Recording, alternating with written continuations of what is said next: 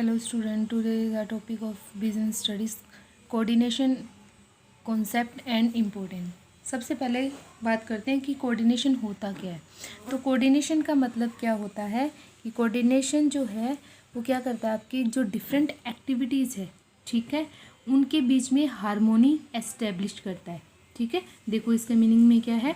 It refer to the establish harmony among various part of a system. मतलब इसका मतलब क्या हो, हारमोनी का मतलब हिंदी में होता है सामंजस्य। मतलब दो चीज़ों के बीच में आप कोऑर्डिनेट कर रहे हो, ठीक है, उनको इकट्ठा कर रहे हो, या उनके बीच में एक तालमेल जो होता है ना, इसको मतलब हिंदी में आप तालमेल बोल सकते हो। ठीक है, क्या होता है, तालमेल बना के जो काम होता है। तो कोऑर्डिनेशन का मतलब क्या होता है कि इसमें तालमेल या फिर हारमोनी एस्टेब्लिश की जाती है। किसमें, डिफरेंट पार्ट्स में, जो अलग अलग पार्ट्स होते हैं एक सिस्टम में। एक सिस्टम में मतलब कोई भी जो हम काम करते हैं उसके बीच में अलग अलग पार्ट्स होते हैं, उसके बीच में हारमोनी एस्टेब्लिश करता है कोऑर्डिनेशन। ठीक है, फॉर एक एग्जांपल ले लेते हैं हम। जैसे क्या है कि कंपनी में हमें कंपनी का जो टारगेट है कि सेल को इंक्रीज़ करना है। ठीक है, कंपनी का टारगेट क्या है, सेल इंक्रीज़ करना है। तो इसके लिए जो अकेला सेल डिपार्टमेंट है उसको काम नहीं करना पड़ेगा। इसके लिए पूरी फर्म है, पूरी जो कंपनी है उसको काम करना पड़ेगा।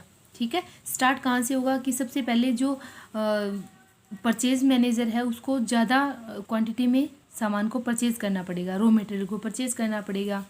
उसके बाद जो प्रोडक्शन डिपार्टमेंट है वो उसमें जितना सामान परचेज़ हुआ है उसका प्रोडक्शन ज़्यादा करेगा। मतलब परचेज़ डिपार्टमेंट परचेज़ ज़्यादा करेगा, फिर प्रोडक्शन डिपार्टमेंट प्रोडक्शन ज़्यादा करेगा, तभी तो सेल डिपार्टमेंट सेल इंक्रीज़ कर सकता है ना। ठीक है, तो कोऑर्डिनेशन का मतलब क्या होता है कि सभी की आपस में इंटरडिपेंडेंस होती है और हारमोनी ज़रूरी होती है।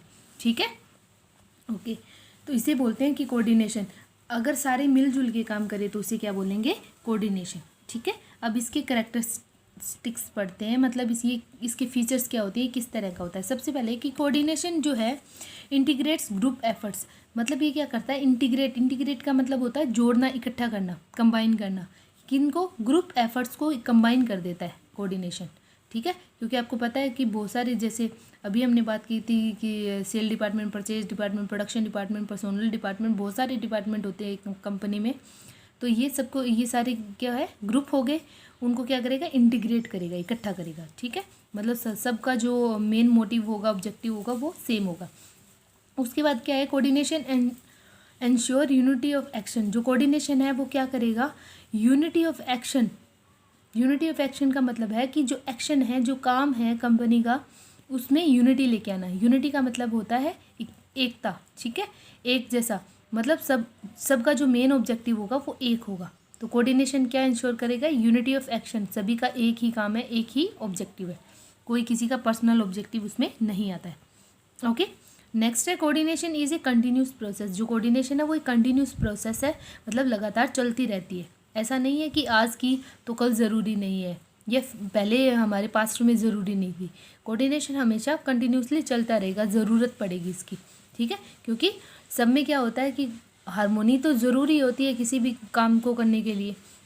ठीक है, चाहे हम अपने घर की बात कर लें या स्कूल की बात कर लें या फिर कहीं भी एक कंपनी की बात कर लें, तो सब में क्या है, कोऑर्डिनेशन ज़रूरी होता है।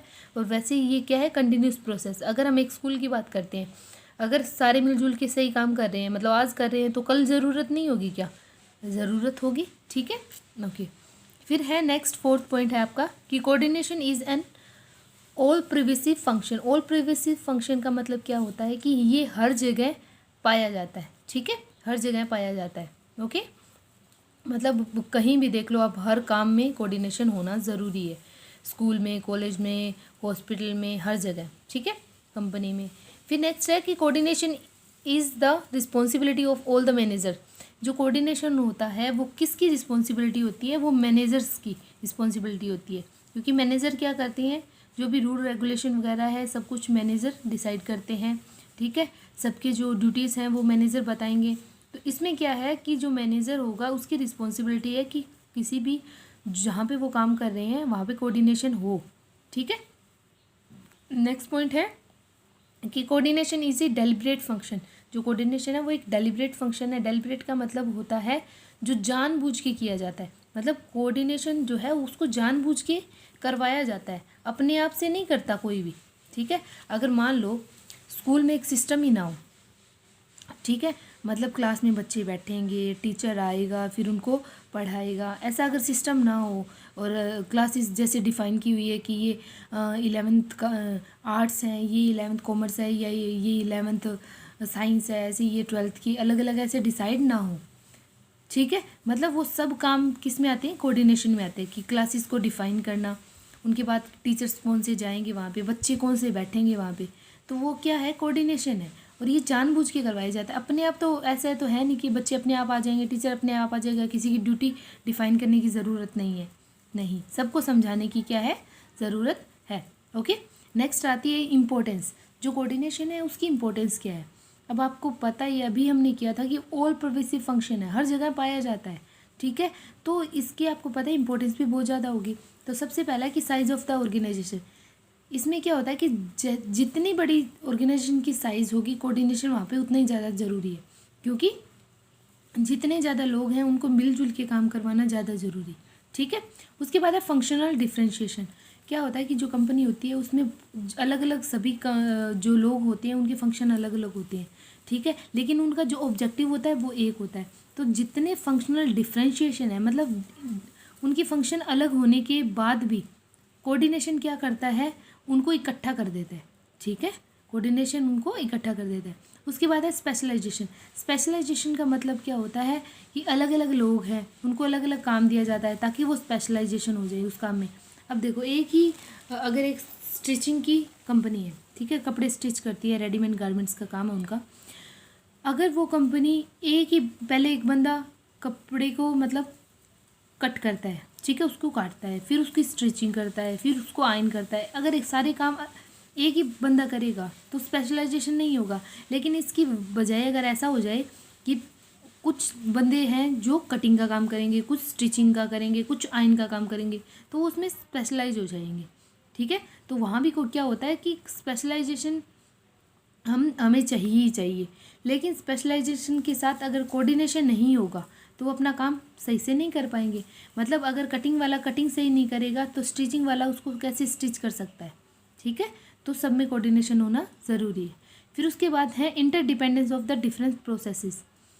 इंटरडिपेंडेंस ऑफ डिफरेंट प्रोसेसेस का मतलब क्या होता है कि जो कोऑर्डिनेशन है वो क्या करता है, इंटरडिपेंडेंस दिखाता है कि सारे जितनी अलग अलग प्रोसेस है, अलग अलग जो भी काम है वो एक दूसरे पे डिपेंड है। जैसे परचेज डिपार्टमेंट पहले रॉ मटेरियल परचेज करेगा, फिर सेल डिपार्टमेंट प्रोडक्शन डिपार्टमेंट उसका प्रोडक्शन करेगा, फिर सेल डिपार्टमेंट बेचेगा। तो ये किसके कारण से हमें पता लगा, कोऑर्डिनेशन के कारण, कि वहाँ पे कोऑर्डिनेशन होती है। ठीक है, ये आपका वैसे चैप्टर कंप्लीट हो गया है, लेकिन मैं आपको दो चीज़ों में थोड़ा डिफरेंस करवाना चाहती हूँ। एक होता है कोऑर्डिनेशन, जो हमें अभी किया। कोऑर्डिनेशन का मतलब क्या था कि जानबूझ के करवाया जाता है ताकि काम सही तरीके से और हार्मोनी के साथ हो, मिलजुल के लोग अच्छे से काम करें। एक होता है कॉरपोरेशन। कॉरपोरेशन का मतलब होता है जैसे आम सहयोग दे देते हैं, ये मतलब जानबूझ के नहीं करवाया जाता, ये किसी के ऐसे फील होता है कि मुझे इसकी मदद कर देनी चाहिए, वो कर देता है। ठीक है, इसकी खुद की जब इच्छा होती है ना, जब लोगों की इच्छा होती है तब कॉरपोरेशन होता है। ठीक है, मतलब जब उनकी इच्छा होगी लोगों की इकट्ठा काम करने की तब कॉरपोरेशन होता है, लेकिन जब उनको जानबूझ के करवाया जाए वो कोऑर्डिनेशन है। ठीक है, थैंक यू।